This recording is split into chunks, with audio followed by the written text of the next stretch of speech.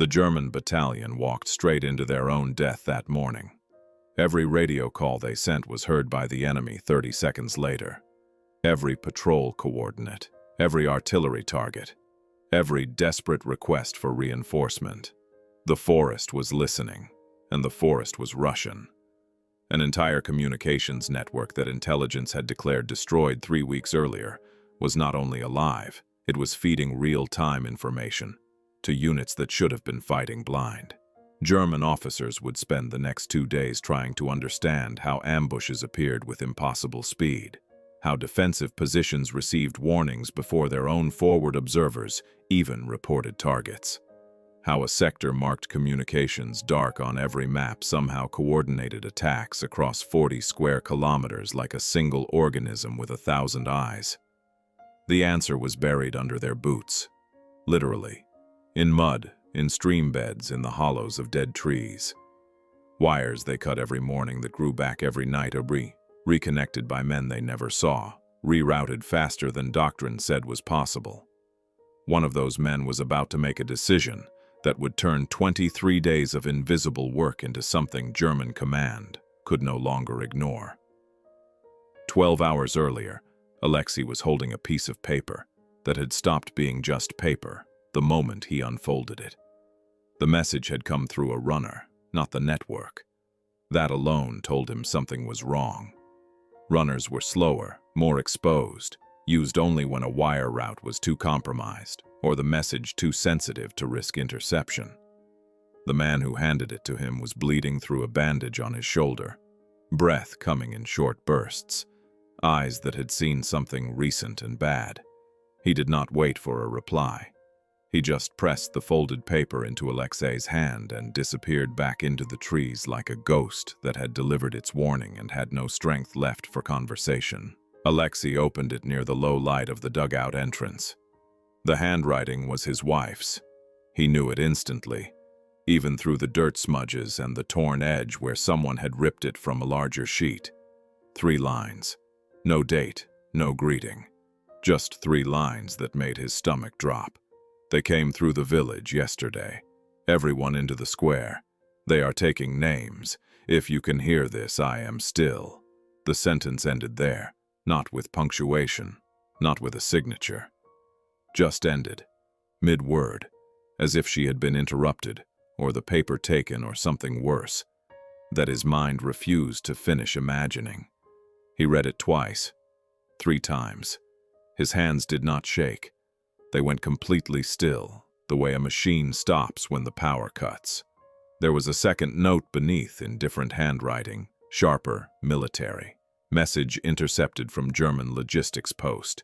Village clearance operations ongoing grid, 8-2. Civilians being used as labor or deterrence depending on location value. Heavy convoy scheduled through that sector tomorrow. Dawn to reinforce encirclement. If they complete the move, the pocket closes. No one gets out. Alexei folded both papers carefully, precisely, and put them inside his coat. For 10 seconds he did not move. He just stood there in the cold pre-dawn air, staring at nothing, while his brain did the math it did not want to do. His wife was in a village the Germans now controlled. A convoy was about to move through that area to finish surrounding the last defensive positions. If that convoy arrived on time and at strength, the encirclement would tighten like a noose. The village would go from temporary occupation to permanent strategic asset. Anyone there who became inconvenient would stop being a person and start being a problem that got solved with a bullet in a ditch. He turned to walk into the dugout and froze. Voices, German, close, too close. He dropped flat against the side of the earthen wall, pressing into the shadow, cast by the overhang. Through the trees, 50 meters away, a patrol was passing. 4 men. Same ones as yesterday, same route. Boots crunching on frozen ground. One of them was talking loud, complaining about the cold, about the food, about how this sector was a waste of time, because nothing ever happened here. Another one laughed and kicked something on the ground. Alexei saw what it was. A severed wire, half buried in mud. The soldier kicked it again like it was a dead snake, sent it skittering into the brush, then kept walking. They passed directly over a junction box Alexei had buried 2 days earlier. 3 feet of soil and moss between their boots and a relay that was live and transmitting. They had no idea that the forest they were joking about was speaking in a language they could not hear. No idea that the man watching them from the shadows had spent 3 weeks turning their confidence into a weapon. Alexei's fists clenched until his nails cut into his palms. He stayed frozen until their voices faded completely. Then he stood, brushed the dirt from his coat and walked into the dugout. The 2 other men were still working by lamplight. One looked up when Alexei entered. Something in his face made the man stop mid-motion, wire still in his hand. What happened? Alexei pulled the notes from his coat and spread them on the log table. He did not explain. He just pointed at the route, marked on the second note, and said 3 words. "We stop this." The 2 men read in silence. One of them, the older of the pair, a former schoolteacher who had learned signals work the same way Alexei had, by necessity and survival, looked up with an expression that was not quite hope and not quite fear. "That is a full convoy, battalion scale, maybe more. Even if we get word out in time, we do not have forces positioned to hit something that big. We do not need to destroy it," Alexei said quietly. "We need to stop it long enough that it does not arrive on schedule. If they are late, the encirclement does not close when they planned. If it does not close on time, people have hours instead of minutes. Hours matter." The 3rd man, younger, still new enough to this work that he sometimes flinched at distant gunfire, shook his head slowly. "Even if we spot it and relay position, artillery alone will not stop a convoy that size. They will take losses and keep moving. They have schedule priority. Berlin is watching their timetable. So we do not just relay position," Alexei said. "We tell our units where the convoy is, where it is going, and exactly when it will be most vulnerable. We do not let them react. We make them walk into something that is already waiting." "How?" the older man asked. "You do not know their route better than they do." Alexei tapped the map on the table. "I know something better. I know how they think a cleared route works. They have been cutting our wires for 3 weeks and filing reports that say this area is communications dead. They trust that. They think they are moving through a blind zone where we cannot coordinate, cannot respond fast enough to matter. That makes them predictable. They will use the fastest route because no one is watching. They will bunch up on narrow roads because no one is coordinating against them. They will not scout every ditch and tree line because they believe we are fighting in isolated pieces. But we are not, because they are not moving through a dead zone. They are moving through 40 square kilometers of active network that they keep cutting and we keep fixing. The exact network they think does not exist anymore." The older man stared at him. "You want to use the entire grid for one target." "Yes, every observer post, every relay, every unit we can reach, everything." The younger man leaned back against the dugout wall. "If we commit everything to this, if we pull every operator into coordinating one strike and it fails, we lose the whole system. If they figure out what we have been doing, they will scrub this forest clean. They will shoot anyone they find within a kilometer of a wire. They will burn the dugouts. This will not be patrols with cutters anymore. This will be systematic extermination." Alexei did not look away. "I know. So why risk it? Because my wife is in that village, and because if I do not use this network for something that matters right now in a way I can see and touch, then I do not know what I have been crawling through frozen mud for the past 3 weeks." The dugout was silent except for the faint hum of wind outside. The older man looked down at the map again, then at the notes, then at Alexei. He let out a long breath. "You are not asking us. You are telling us." "I am telling you what I am going to do," Alexei said. "If you want to pull out, do it now. No one will stop you. No one will blame you." Neither man moved. After a moment, the older one reached for the field telephone and turned the crank. Then we do not have time to argue. If that convoy moves at dawn, we have less than 12 hours to position everything. Start with the observer posts. I want eyes on every junction between their depot and the forward line. I want reports the second that convoy is spotted, and I want updates every 5 minutes after that on speed, composition, spacing, and any changes in formation. The younger man grabbed a pencil and started writing. What about the strike units? Do we have anyone close enough to respond? We do if we tell them where to be 3 hours before the convoy arrives, Alexei said. That is the part they will not expect. They think we react. This time we are already in position when they roll through. We are not ambushing a convoy. We are building a kill box and letting them drive into it voluntarily, because their maps say it is safe. He turned to the relay board and began testing lines one by one, checking which routes were active and which needed runners to bypass. The system he and 10 others had been building in secret for 3 weeks was about to be used the way it was always meant to be used. Not as passive observation, as a weapon. The next hours moved in a blur of cranked telephones, whispered coordinates, and coded messages passed through a web the Germans had declared dead. Observer teams were repositioned to ridges overlooking the main supply road. Mortar units, scattered and dug in across multiple sectors, received grid coordinates and timing windows. Infantry squads that had been preparing for defensive actions were quietly pulled and moved to tree lines and defiles along a 5-kilometer stretch of road.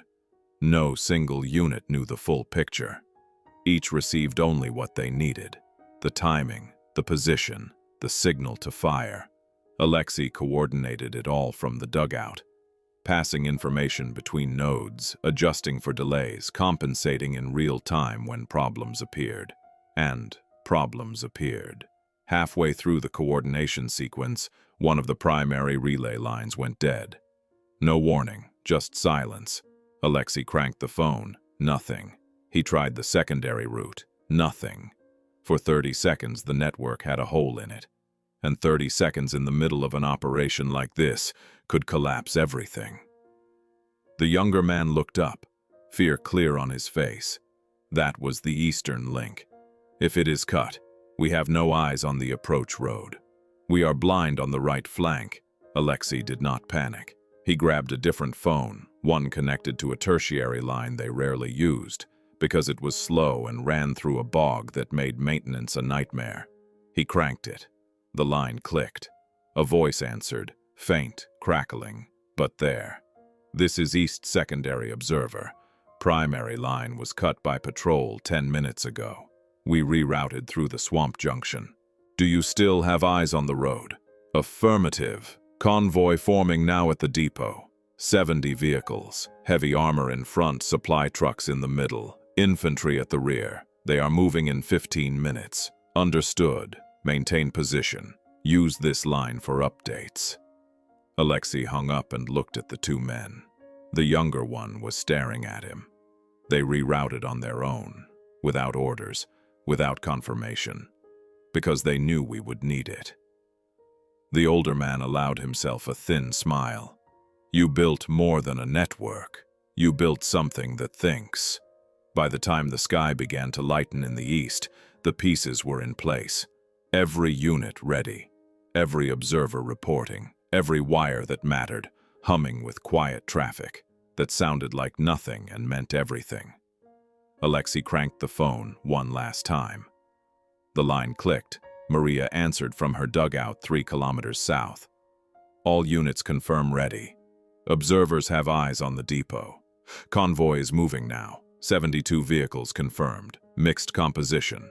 They are using the main road. Speed steady. No deviation from expected route. Understood, Alexei said. When they reach grid 6-4, pass the word. Not before. If they stop or reroute, we abort. Confirmed. Maria paused. Alexei. Yes, this is going to work. He did not answer that. Instead, he said something else. If it does not, make sure someone knows what we built here.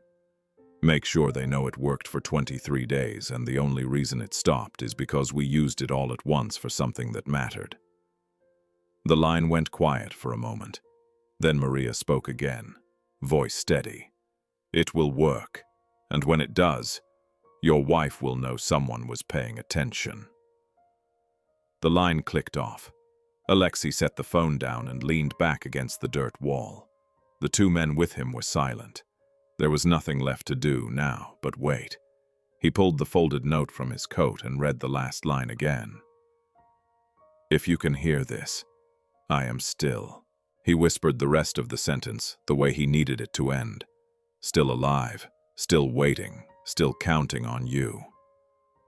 He put the note away and stared at the relay board. All the lines glowing faintly in the dim light. All the voices on the other end that the Germans thought had been silenced. All the work that had been invisible until this moment. An hour later, the call came. Convoy entering grid, 6-4, spacing tight. No scouts forward. They are moving like they own the road. Alexei lifted the phone. "All units, execute." He heard the click as the message passed down the line. Then he heard nothing for 10 seconds. Then faint but unmistakable, the sound of distant thunder that was not thunder. Artillery, mortars, small arms fire, all of it. Landing on a convoy that had just discovered the hard way that the forest was not empty and the roads were not safe, and the reports that said communications infrastructure destroyed had been wrong for 3 weeks. Alexei closed his eyes and listened. Somewhere in that sound, in that coordinated strike that had been positioned hours in advance with information passed through wires that should not exist, was a chance. A chance that the convoy would be delayed. A chance that the encirclement would not close on time. A chance that a village full of people whose names were being taken would have a few more hours to be something other than leverage. He did not know if his wife was still alive. He did not know if the message had been written yesterday or a week ago. He did not know if any of this would matter in the end. But he knew one thing with absolute certainty. The Germans had spent 3 weeks cutting wires and declaring victory, and he had spent 3 weeks proving that you cannot kill a network that refuses to stay dead. The forest had been listening, and now, finally, it had spoken back. The bridge exploded at 11:32 in the morning. Not from artillery, not from an airstrike, not from sappers with military-grade explosives. It exploded because a man who 3 weeks ago had been hiding in a dugout twisting telephone wires together decided that a jar of road tar, a can of kerosene, and a stolen German truck were enough to rewrite a timetable that an entire army depended on. The blast sent burning timber 50 meters into the air and carved a smoking gap in the only crossing for 20 kilometers. German engineers would spend the next 2 days trying to understand who had the resources and the insanity to sabotage a guarded bridge in broad daylight with improvised materials. The answer was currently running through the forest with tar still black under his fingernails and a radio transmission on his head that promised execution for anyone caught within 5 kilometers of the site. 6 hours earlier, he had made a decision that would either buy his wife more time or guarantee he would never see her again. 6 hours earlier, Alexei was standing outside the dugout, listening to the sound of his own success tearing itself apart. The artillery barrage had faded to irregular thumps in the distance. Closer, sharper, came the crack of small arms fire and the metallic screech of vehicles trying to reverse on roads too narrow for it. The younger man came running up the path from the observation point, boots throwing mud, breath coming in bursts. "It worked," he said, and there was something wild in his voice, like a man who had just watched the impossible happen. The convoy hit the kill zone exactly where we positioned it. Lead vehicles are destroyed. The rest are jammed behind them. They are stuck. Mortars are still dropping. They cannot move forward, and they are too bunched to reverse. It is chaos. "How long?" Alexei asked. The younger man hesitated, and in that hesitation, Alexei already knew the answer. "Right now. Maybe an hour. Maybe 2 if our units keep pressure on them. but they are already calling for engineers. They are not panicking anymore. They are adapting. Once they clear enough wreckage to move, the back half of the convoy is still intact. At least 30 vehicles. If those get through, the mission still succeeds. Late, but not late enough to matter. Alexei turned and walked back into the dugout. The older man was at the relay board, phone pressed to his ear, passing updates down the line. He looked up when Alexei entered. First strike confirmed. 12 to 15 vehicles destroyed or disabled. Infantry securing perimeter. They are dug in now and not moving. What do you want to do? Alexei stared at the map on the table. The convoy route was marked in red pencil, a long line cutting through 40 kilometers of forest. They had hit it at the halfway point. The front was burning, but the back was still alive, still loaded with fuel and ammunition and men. He traced the line with his finger, following it east to where it crossed a thin blue mark. A river, a bridge. How many vehicles in the rear section? At least 30, the older man said. Maybe 35. They stopped when the front got hit. Right now they are sitting 2 kilometers back, waiting for orders from officers who are trying to figure out what just happened. If they reverse and take the long route, they add 4 hours. If they push forward and use the eastern bridge, they can still reach the front line by tonight. The younger man stepped into the dugout. Then we hit them again. Same method. Position another strike team on the eastern route. Catch them while they are still regrouping. Alexei shook his head. They know now. They know someone was ready for them. They are not going to trust open roads anymore. They will scout ahead. They will spread formation. They will move carefully. And the second they confirm we have active communications in a sector they declared dead, they will start cutting everything and shooting anyone who might be involved. We are not just risking the network anymore. We are risking every operator on it. Then what? The younger man asked, frustration rising. We stop. We let 30 vehicles regroup and finish what we started. No, Alexei said quietly. We make sure they cannot use the eastern bridge. The 2 men stared at him. The older one set the phone down slowly. You want to destroy it? Yes. How? We are signals men. We twist wires in the dark. We do not run demolition operations. We do not have explosives. We do not even have people positioned there. Alexei pulled a field pack from under the tarp in the corner. We do not need military explosives. We need fire, something heavy, and someone who knows that bridge well enough to know which part will fail first. I have crossed it a dozen times. I know where the wood is rotted. I know where the support beams are weak. And I know where the old toll station is on the near side, where they used to store tar and road oil. If we coat the deck with tar, light it, and drop weight on it while it burns, the whole structure comes down. The convoy adds 6 hours to their route. Maybe more, maybe enough. The dugout went quiet. The older man leaned forward. Even if you could do it, that bridge is 10 kilometers from here. Outside our network coverage, you would need to move through German search zones, prepare the site, and execute before the convoy reorganizes. And you would need to do it personally because no one else knows what you are talking about. Alexei slung the pack over his shoulder. Yes, you, the older man said slowly, are going to leave the command post in the middle of an active operation and personally sabotage a bridge 10 kilometers away. That is the worst tactical decision I have ever heard. You are the only one who knows the full network. If you get caught or killed, this system collapses. Someone else has to go. There is no one else, Alexei said. Every operator we have is on a relay or positioned with a unit. If I pull someone, we lose coverage. If I send a runner with instructions, it takes too long and they will not understand what needs to be done. I know that bridge. I know the village near it. I know how to move through that terrain without being seen. And I know how much time we have before that convoy starts moving again. He looked at both men. You stay here. You keep the network alive. If I do not come back, you make sure someone knows what we built." "This is about your wife," the older man said, and it was not a question. This stopped being tactics the moment you read that letter. Alexei did not deny it.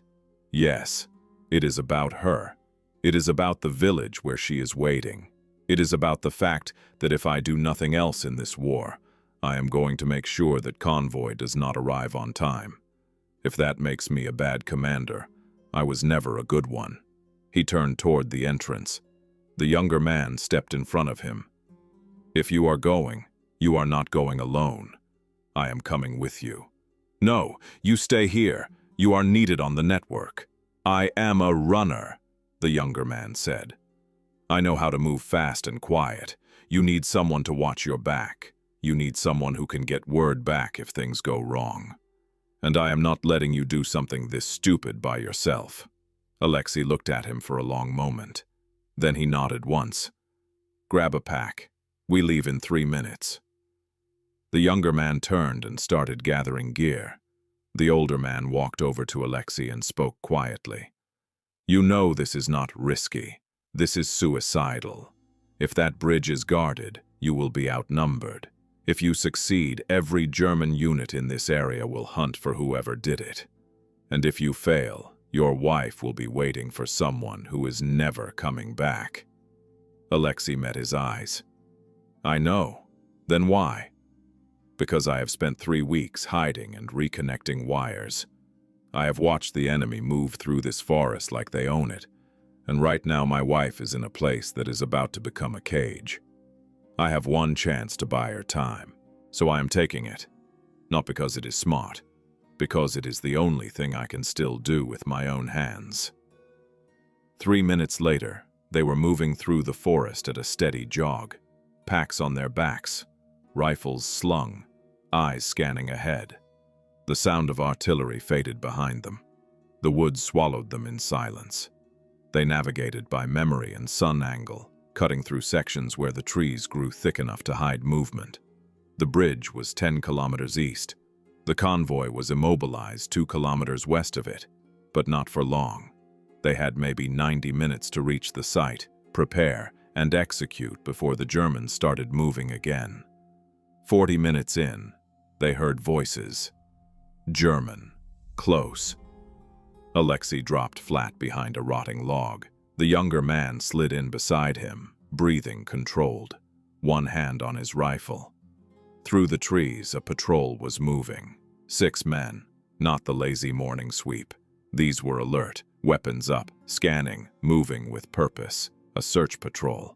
One of them stopped and crouched.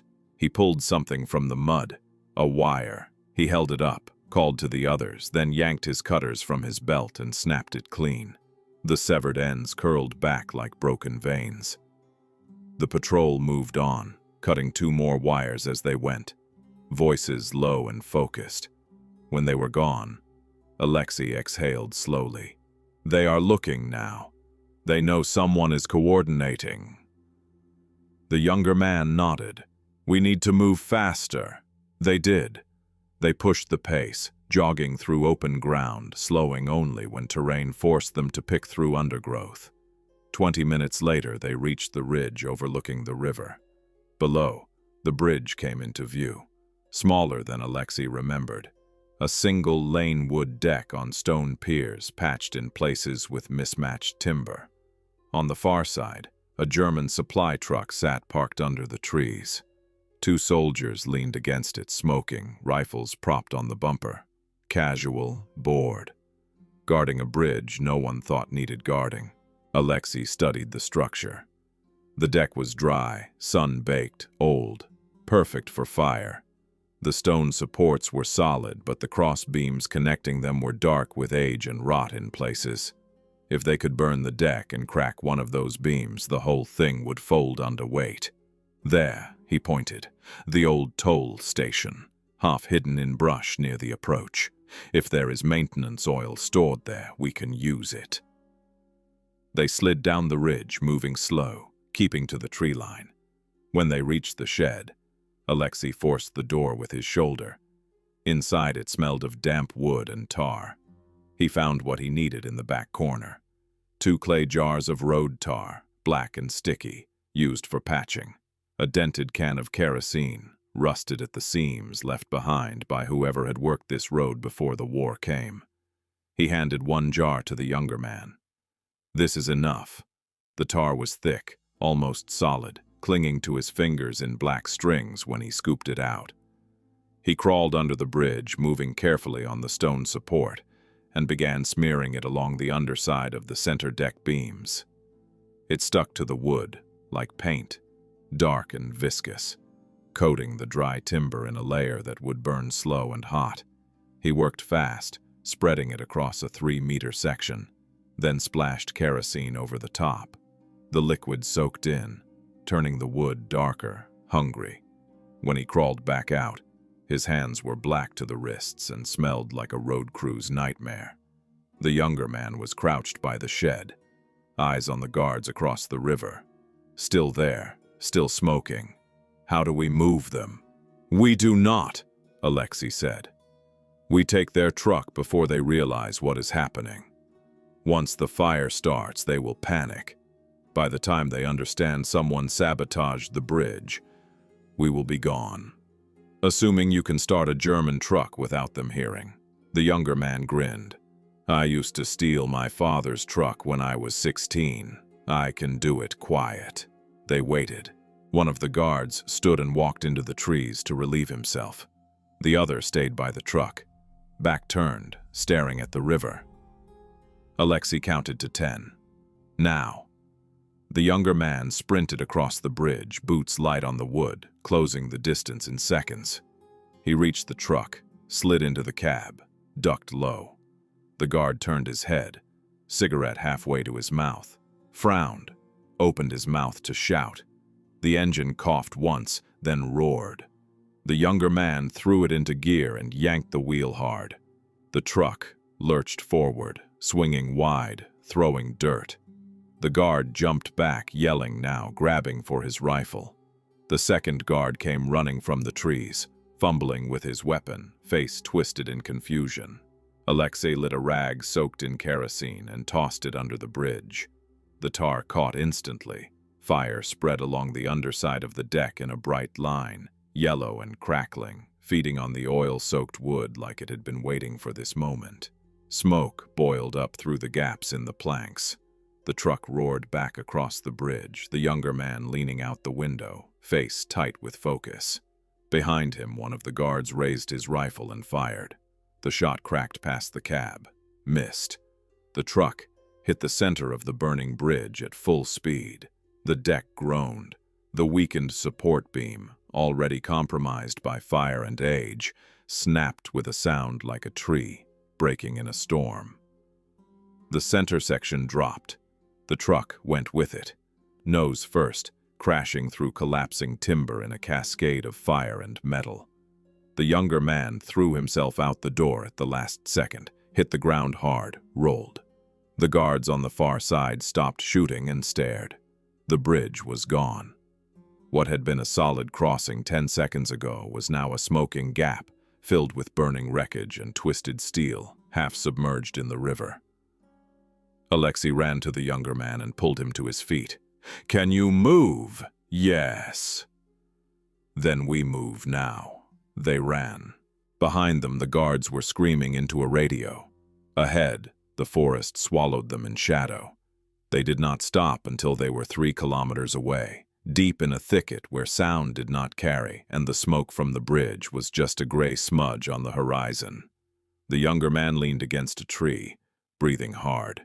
That was insane. Alexei checked his watch. The convoy is 10 kilometers from a bridge that does not exist anymore. Even if they turn around right now, they are adding 6 hours minimum. Maybe 8 if they have to engineer a crossing.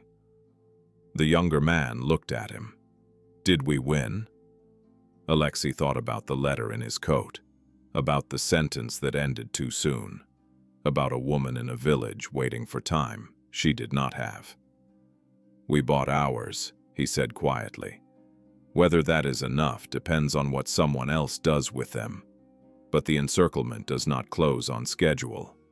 And that means she is still waiting. That means there is still a chance. They started the long walk back through the forest. Behind them, black smoke rose into the clear sky like a signal that could be seen for kilometers. A signal that said the roads were no longer safe, that the forest was no longer silent, that somewhere in the trees a man with tar on his hands had just rewritten the day's timetable with fire and a stolen truck. And when the German convoy finally reached the eastern route and found nothing but a smoking gap where the bridge used to be, the officers would ask the same question they had been asking all morning. How did they know? The answer was still moving through the forest, heading back toward a dugout where wires connected voices that refused to stay dead. The execution was scheduled for dawn. 3 men, 1 village square, ropes already tied, charges already read in 2 languages so no one could pretend they did not understand. Sabotage of military infrastructure, coordination of hostile forces, conspiracy against the Reich. The sentence was death by hanging, public and visible. A lesson for anyone who thought buried wires and night work could stop an army. The German officer overseeing it had been very specific about the details. He wanted faces seen. He wanted necks broken slowly, not quickly. He wanted the bodies left hanging until sunset so every farmer and every child would walk past and understand what happened to people who thought cleverness was stronger than discipline. What he did not know was that one of the men he planned to execute was not in the village anymore. That man was 2 kilometers away, crouched on a ridge with broken binoculars, watching smoke rise from chimneys, trying to decide if going back to save the others would accomplish anything or just add his own neck to the count. And what the officer definitely did not know was that the network he thought he had destroyed by cutting 400 meters of wire and shooting 2 operators was still alive, still listening, and about to make a decision that would either save those men or kill everyone trying. 48 hours earlier, they found the first piece of the network, a patrol sweeping near a burned observation post, kicked at debris and pulled up a buried cable, freshly spliced, wrapped in oiled cloth to keep it dry. The kind of work that did not happen by accident. The kind of work that meant someone had been maintaining it recently, maybe hours ago. The patrol leader called it in. Within 6 hours, German engineers were in the forest with detectors, dogs, and orders to find everything. They did. They found junction boxes camouflaged with bark, relays buried in tree stumps, wires running under creeks, through ditches, along root systems. They pulled it all up like they were skinning an animal, documenting each piece, marking maps, taking photographs. By evening, they had traced a network that stretched across 15 square kilometers. The engineering officer, who reviewed the findings, sat in a tent, staring at the map, and realized with cold clarity that for 3 weeks, maybe longer, an entire sector he had declared communications dead had been speaking in a language he never heard. The order came fast. Find the operators. Find anyone who knew how to splice wire or operate a field phone. Search every village within 20 kilometers. Bring in anyone suspicious. Execute anyone caught with tools. Burn sections of forest to expose hidden routes. Make it so loud and so brutal that no one would ever try this again. Alexei was 10 kilometers away when the warning came through the last operational line. Maria's voice, clipped and urgent. Network compromised. Germans are sweeping everything. Full withdrawal. Do not return to primary positions. He and the younger man were moving through dense pines when the message cut off mid-sentence. The line went dead. They stopped, looked at each other. 3 weeks of work, the younger man said quietly. Not work, Alexei replied. A weapon, and they just found the empty shell, the part we let them find. They kept moving, not toward the dugout, but toward a fallback ravine where scattered operators were supposed to regroup if everything collapsed. It took 2 days to reach the ravine. When they arrived, 8 others were already there, muddy and exhausted, but alive. Maria sat near the entrance, cleaning a field phone that had been buried in a bog. She looked up when Alexei entered. "Thought you might not make it." "Thought the same about you," he said. The older man was there too, maps spread on a flat rock, marking sections in red where the Germans had torn through. He pointed at the marks. "Primary network is gone. They ripped out everything in the main operational zone, but they stopped at the outer boundary. They think they found it all." He tapped a spot farther east. "We still have secondary routes, buried deeper, never fully activated. If we reposition quietly, we can have limited comms back in a week." One of the other operators, a woman who had been running a southern relay, shook her head. "Reposition for what? They know now. They are executing people. My partner was caught yesterday. They hanged him from a tree near his own junction as a warning. His body is still there." Alexei looked at her. "I know. I am sorry. But if we stop now, they win more than a network. They win the idea that we can be erased." Maria set the phone down. "He is right. They found the bones of what we built. They did not find the heart. We can rebuild." The woman's voice dropped. "At what cost? How many more bodies before we admit this is not sustainable?" Alexei pulled the folded note from his coat. The one his wife had written. The one that still ended mid-sentence. He stared at it, then looked up. "I need to know if the village is still there. If the encirclement did not close, there is a chance people got out. I need to know if she is alive." The older man sighed. "You mean you want to go into an occupied zone that is now the most searched area in 50 kilometers? Yes, you are going to get yourself killed." "Probably," Alexei said. "But I have been hearing that for 3 weeks, and I am still here." The younger man stood. "Then I am going with you. Again." They left that night. It took 3 days to cover 30 kilometers, moving through terrain so thick and miserable that even search patrols avoided it.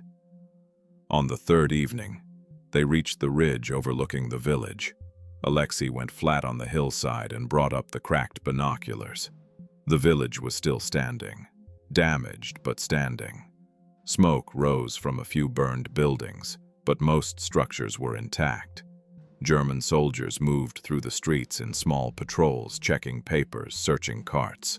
Occupation, not combat. He scanned the square. Civilians, not many but some. Women carrying water. An old man repairing a fence.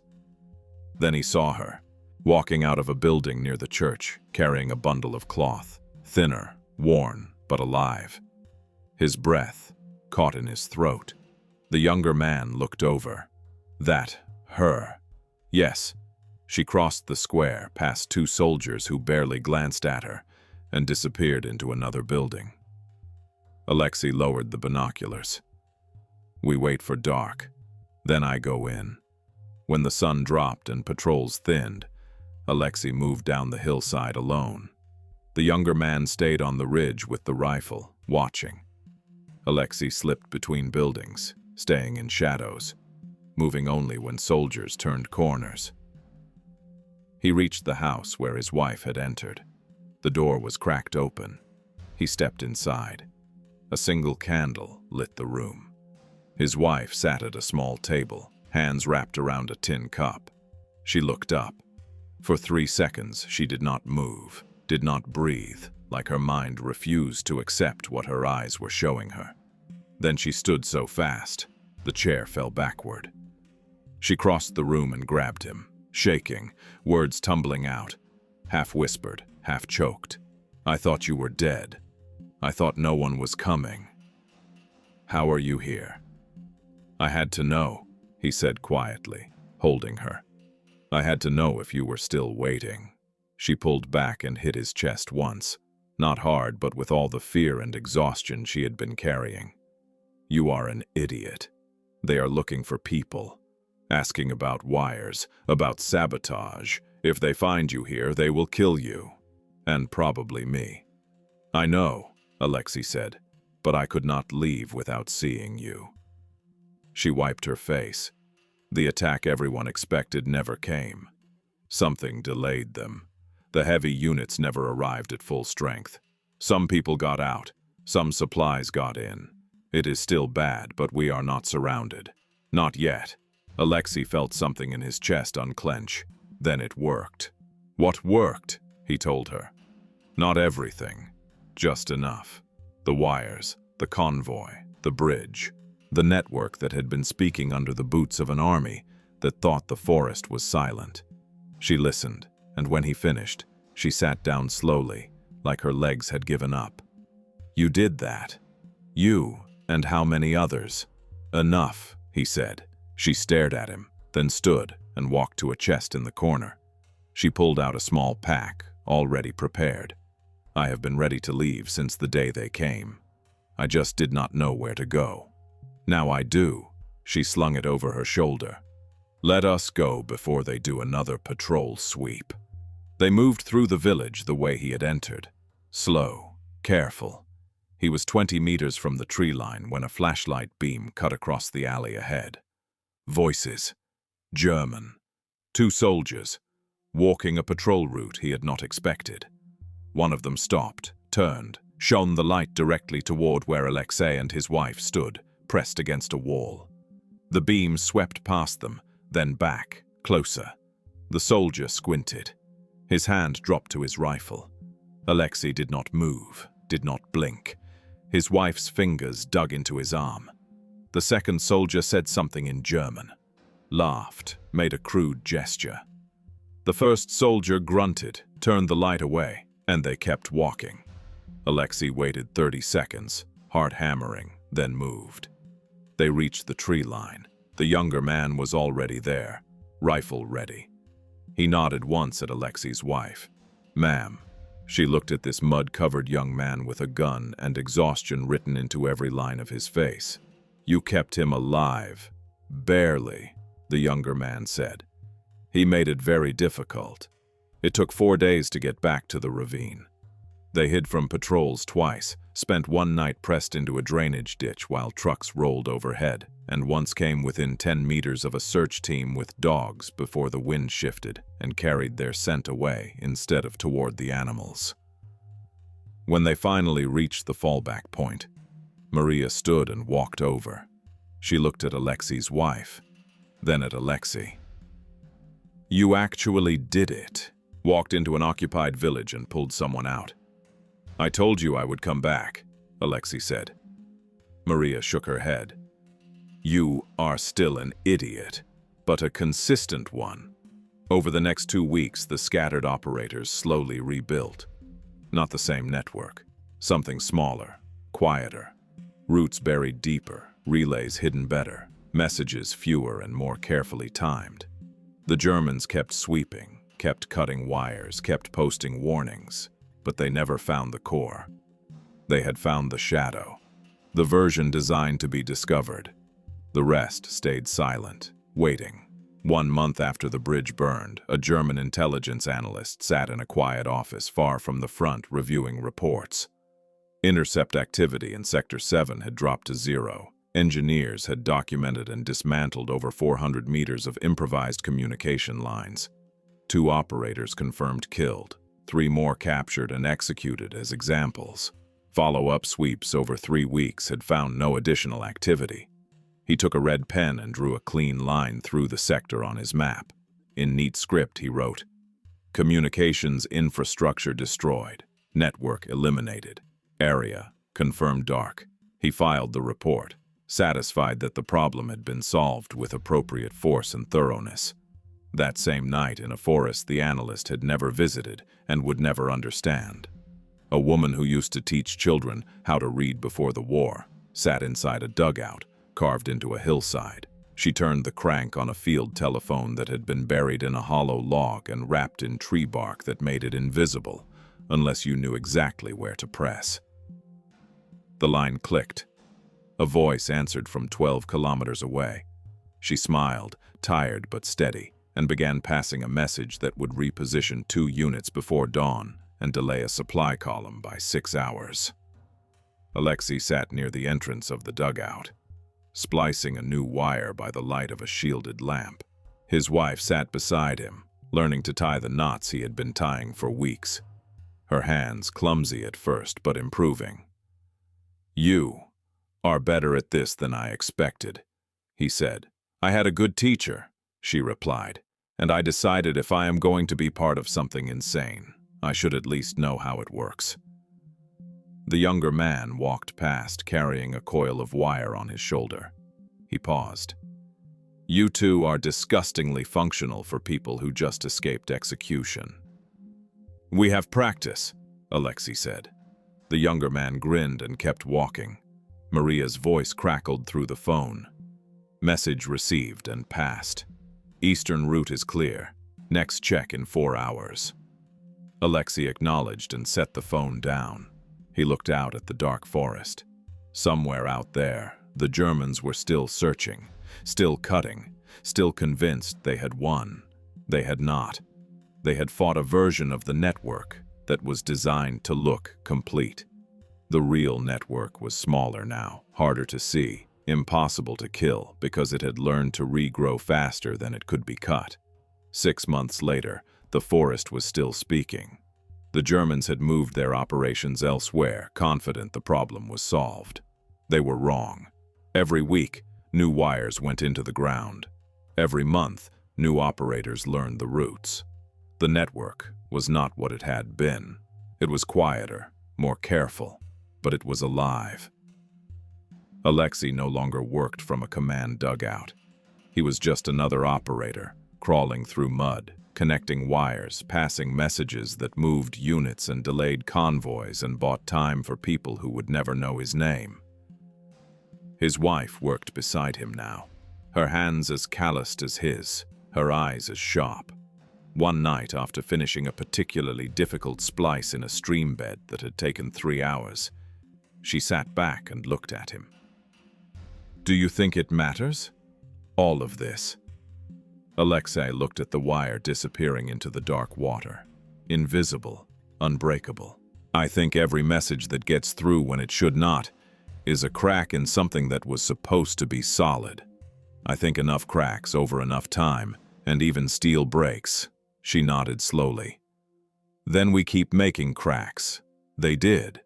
The German convoys kept moving on roads they thought were safe.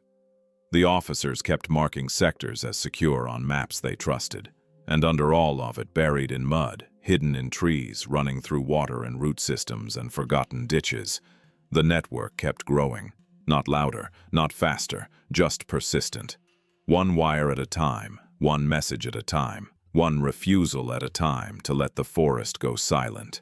Years later, when analysts tried to reconstruct how certain operations had failed, or why specific delays had compounded into disasters, they would find gaps in their data. Moments where coordination should have been impossible, but somehow happened anyway. They would write it off as luck, as coincidence, as the chaos of war. They would never know about the people who spent months crawling through freezing mud with copper wire and a belief that silence was a choice, not a certainty. Alexei would never be in their reports. Neither would Maria, or the younger man, or the woman who used to teach school. They were ghosts in the equations, invisible variables. The kind of people who do not win wars but make sure the enemy does not win them as easily as they thought. And that, in the end, was enough. If you made it to the end, you already know this is not the kind of story that gets told in textbooks. The analysts who wrote the reports never knew his name. The officers who studied the maps never saw the shovel.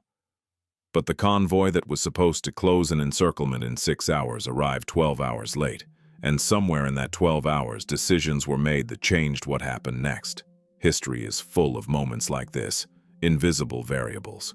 People who should not have mattered but did. If you want more stories where one overlooked person quietly broke something that was supposed to be unbreakable, subscribe. And here is the real question. In the comments, tell me the exact moment in this story when you realized you would not have had the guts to do what he did.